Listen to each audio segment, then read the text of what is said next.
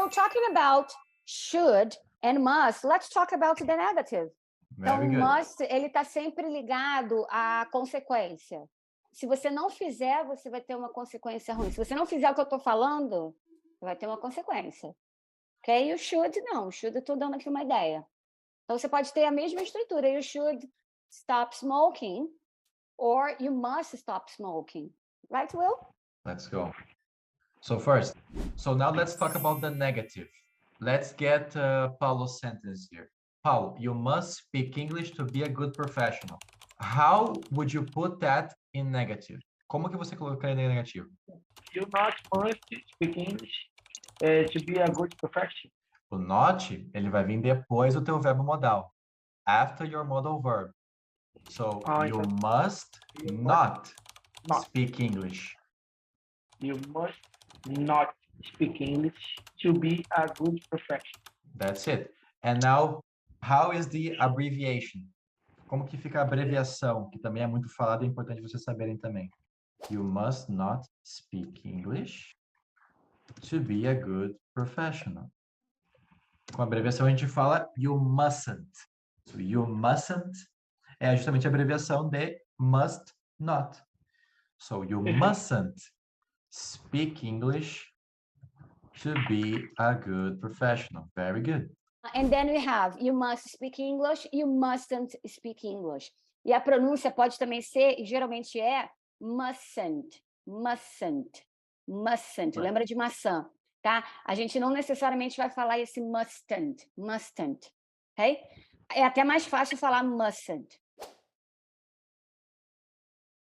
Eu não vou, assim, afirmar que ninguém no mundo fala mustn't, mas eu sempre escuto mustn't, ok?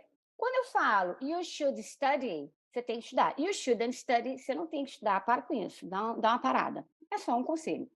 When I say you must, é porque se você não estudar, você vai ter uma consequência ruim. I'm going to take Petrobras exam. Vou fazer a prova da Petrobras. Aí a outra pessoa comenta, oh, you must study. It's very difficult exam. Então, você tem que estudar. It's very difficult.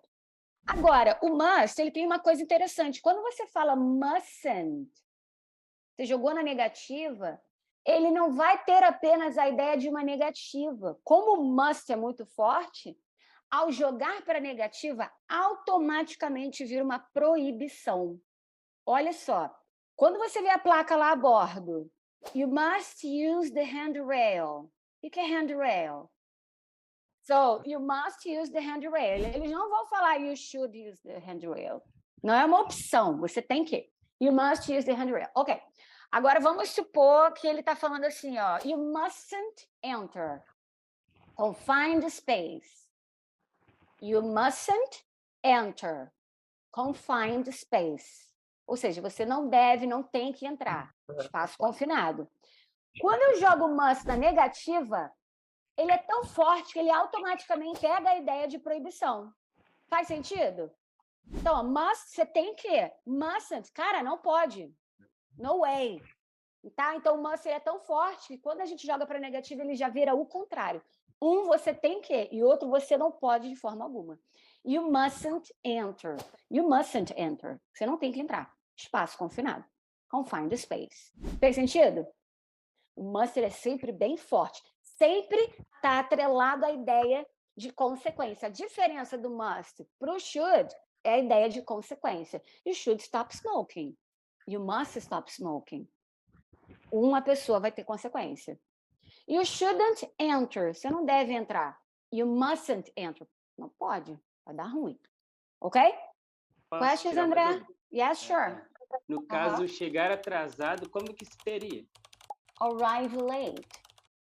Arrive late. Ok? I can say you shouldn't arrive late. Quando é a Verônica falando, que eu sou fofa, eu falo you shouldn't arrive late. Quando é a Marcela, aí ela já vem dando voadora. Mustn't arrive late.